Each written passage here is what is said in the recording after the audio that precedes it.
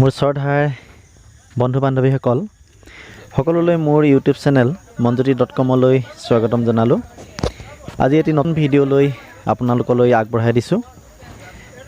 আজি আমাৰ বিদ্যালয়ৰ ঠিক পিছফালে চেতিয়াপথাৰ গাঁৱৰ পৰা ওৰাংপট্টি চুবুৰী তাৰ পৰা বটালিখাটলৈ যোৱা ৰাস্তাটো এখনি সৰু দলং আছিল, পুল আছিল তাত।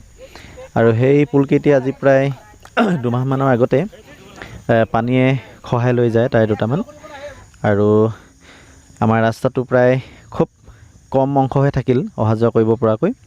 আৰু সেইদিনা আমাৰ বিদ্যালয় ছুটি হোৱাৰ সময়ত মই সেইফালে গৈছিলোঁ আৰু দেখিলোঁ আমাৰ ছাত্ৰ ছাত্ৰীসকল বহুত কষ্টৰে এইফালে অহা যোৱা কৰে। আৰু তাতে জাল মাৰে মানুহবিলাকে আৰু তাতে বোকা হৈ ৰাস্তাটো যথেষ্ট পিছল হৈ পৰে আৰু পিছলি পৰিলে নৈতে পৰাৰ সম্ভাৱনা থাকে। আৰু ৰাস্তাটো এনেকৈ মাজত কোনোবাই খান্দি দিছে পানী ৰখে বুলি। আৰু সেইবাবে ৰাইজৰ লগত আলোচনা কৰি সিদ্ধান্ত এটা ল'লোঁ যে ৰাস্তাত দলংখন পাৰিলে আমি অকণমান মেৰামতি কৰিব লাগে। আৰু ৰাইজৰ সন্মতি মৰ্মে আমি এই কামটো হাতত ল'লোঁ।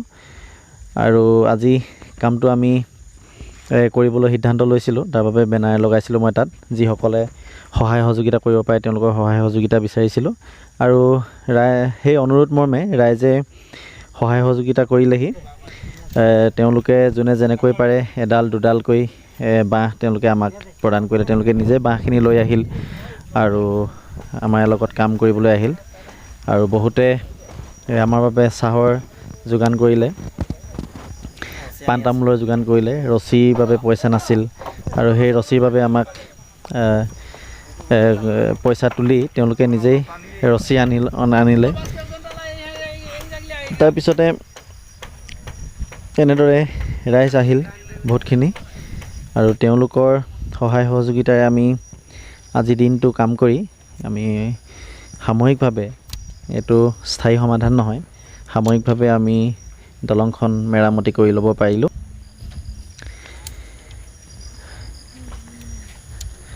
আৰু ইয়াৰ পৰিৱেশটো খুবেই সুন্দৰ, আপোনালোকে দেখিছে।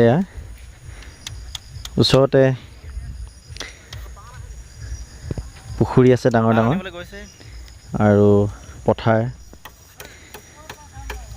আৰু 30 টকাত আমি 20টা এনেকুৱা বস্তা পালোঁ। আচলতে পইচা বুলি নহয়, তেওঁলোকে সেই বস্তাখিনি আমাক দিলে যাৰ ঘৰত আছিলে। তাৰপিছতে এনেদৰে আমাৰ দলংখন সম্পূৰ্ণ হৈ উঠিল।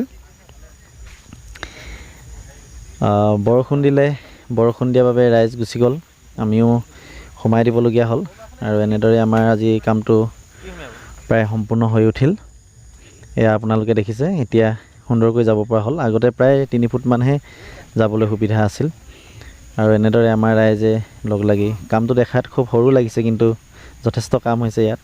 প্ৰায় 30ডাল বাঁহ প্ৰয়োজন হ'ল আৰু 10 মুঠি ৰছী, প্লাষ্টিকৰ সমষ্টি চাবুৱা পুলুঙা পঞ্চায়ত চেতিয়াপথাৰ ৱাৰ্ডৰ এই দলংখন জৰাজীৰ্ণ অৱস্থাত আছিলে। গতিকে আমি সকলো ৰাইজে আলোচনা কৰি আজি ইয়াত শ্ৰমদান কৰা হ'ল।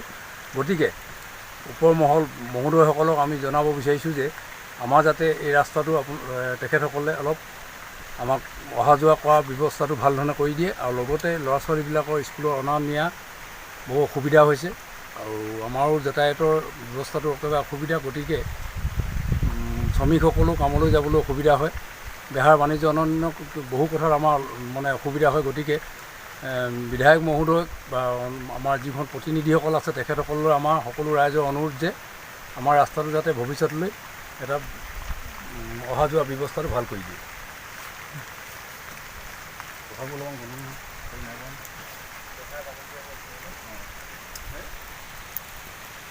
আজি আমি হাতীগড় প্ৰাথমিক বিদ্যালয়ৰ উদ্যোগত আৰু আমাৰ এই চেতিয়াপথাৰ মাউত চাহ বাগিচা ৰাইজৰ সহযোগত আমাৰ আজি এই দলংখন খুবেই জৰাজীৰ্ণ অৱস্থাত আছিল। আমাৰ ইয়াত থকা পুলকেইটা পানীয়ে খহাই লৈ যায় আৰু সেইবাবে আমাৰ এই ৰাস্তাটোৱে অহা যোৱা কৰা ছাত্ৰ ছাত্ৰীসকল লগতে বিভিন্ন ধৰণৰ লোক এইফালে অহা যোৱা কৰে বা বাগানলৈ শ্ৰমিকসকলো যায়। গতিকে ইমানখিনি অসুবিধা হৈ আছিল আজি প্ৰায় 2 মাহ ধৰি। আৰু হাতীগড় প্ৰাথমিক বিদ্যালয়ৰ অভিভাৱক অভিভাৱিকা তথা এই অঞ্চলৰ যিসকল লোকে বসবাস কৰে তেওঁলোকৰ সহযোগত আজি আমি বাঁহেৰে সাময়িকভাৱে আমি এই দলংখন আজি ঠিক কৰি লৈছোঁ আৰু আশা কৰোঁ ভৱিষ্যতৰ দিনত চৰকাৰে এই দলংখন মেৰামতিৰ বাবে পদক্ষেপ গ্ৰহণ কৰিব। আজি হাতীগড় প্ৰাথমিক বিদ্যালয়ৰ উদ্যোগত আৰু চেতিয়াপথাৰবাসী ৰাইজ লগতে মাউত চাহ বাগিচাবাসী ৰাইজৰ সহযোগত আমি এই ভাগি থকা দলংখন আমি অহা যোৱা কৰিব পৰাকৈ আমি ঠিক কৰি ল'লোঁ। আৰু বহুতখিনি ৰাইজ আছিল আজি আমাৰ এই দলংখন মেৰামতি কৰিবৰ বাবে প্ৰত্যেকেই যোনে যেনেকৈ পাৰে এডাল দুডাল তিনিডালকৈ বাঁহ তেওঁলোকে আমাক প্ৰদান কৰিলে। আৰু লগতে ইয়াত সকলোৱে আহি পিনে আজি আমাৰ ইয়াত শ্ৰমদান কৰিলেহি। আজি দিনটো দেওবাৰ দিন, প্ৰত্যেকেই ঘৰতে আছিলে, গতিকে সকলোৱে সহায় সহযোগিতাত আমি আজি এই কামখিনি কৰিব পাৰিলোঁ। আৰু ইয়াৰ বাবে আমাৰ যি বাঁহৰ প্ৰয়োজন আছিলে প্ৰত্যেকেই এডাল দুডালকৈ দিলে। লগতে আমাৰ ৰছীৰ বাবে পইচা প্ৰত্যেকে যোনে যেনেকৈ পায় তেনেকৈয়ে প্ৰদান কৰি আজি আমি সাময়িকভাৱে ছাত্ৰ ছাত্ৰীসকলে অহা যোৱা কৰিব পৰাকৈ আমি ধুনীয়াকৈ ৰাস্তাটো বনাই ল'লোঁ। আৰু আজি বৰষুণ দি আছে, এতিয়া এই প্ৰতিকূল বতৰকো নেওচি বহুত মানুহ আহিছিলে ইয়াত। বৰষুণ দিয়াৰ বাবে আৰু কামটো প্ৰায় শেষ হোৱাৰ বাবে তেওঁলোকে গুচি গ'ল আৰু আমি শেষলৈকে থাকি গ'লোঁ। ভাল লাগিলে। এনেদৰে সকলোৱে যদি সহায় সহযোগিতা কৰে আমি তেন্তে যিকোনো কামেই আমি কৰিবলৈ অসুবিধা নহ'ব। ৰাইজে নখ জোকাৰিলে নৈ বয় বুলি কয়। আজি আমি ইয়াত 3-4 ঘণ্টা খাটি আজি আমি সুন্দৰকৈ এই দলংখন আমি ঠিক কৰি ল'ব পাৰিলোঁ। এয়া কেৱল আমাৰ সাময়িকভাৱে অহা যোৱা কৰিব পৰাকৈহে আমি ব্যৱস্থা কৰিছোঁ, স্থায়ী সমাধান নহয়।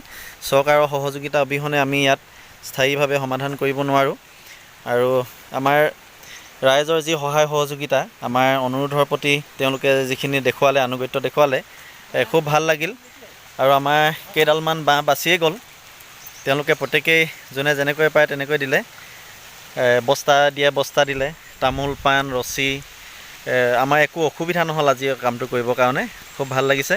আৰু ভৱিষ্যতলৈও আমি এইখিনি ৰাইজক ভৰসা কৰি এনেকুৱা ধৰণৰ কিছুমান ৰাজহুৱা কাম কৰিবৰ বাবে আমি আজি আমি উৎসাহ পাইছোঁ। আৰু আল্টিমেটলি এয়া আমাৰ দলং সম্পূৰ্ণ হৈ উঠিল। আৰু কিবা এটা কাম কৰিম বুলি ভাবিলে কামটো সম্পূৰ্ণ হোৱাৰ পিছত এটি প্ৰাপ্তিৰ আনন্দ পোৱা যায়। আনে যিয়েই ভাবক বা নাভাবক, আমি যিখিনি কৰিব পাৰিলোঁ আজি হাতীগড় প্ৰাথমিক বিদ্যালয় আৰু ৰাইজৰ সহযোগিতাৰে, সেইখিনিক লৈ আমি আজি যথেষ্ট সুখী। আৰু আপোনালোকলৈ ধন্যবাদ জনালোঁ ভিডিঅ'টি চোৱাৰ বাবে। Bye bye.